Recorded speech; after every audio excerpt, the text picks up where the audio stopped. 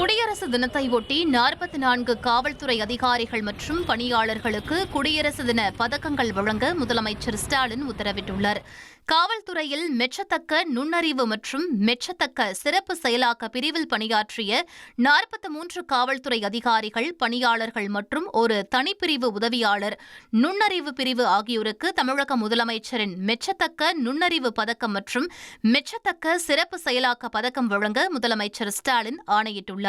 விருதுகள் பெறுவோர் ஒவ்வொருவருக்கும் தலா 10 கிராம் எடையுடன் கூடிய தங்கப் பதக்கமும் 25,000 ரூபாய் ரொக்கப் பரிசும் வழங்கப்படும் என்றும், மேற்கண்ட விருதுகள் முதலமைச்சரால் பிரிதொரு விழாவில் வழங்கப்படும் என்றும் தெரிவிக்கப்பட்டுள்ளது.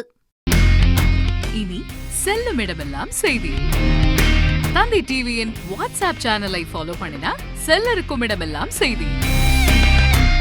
இதோ QR கோட் இப்பவே ஸ்கேன் பண்ணுங்க, ஃபாலோ பண்ணுங்க.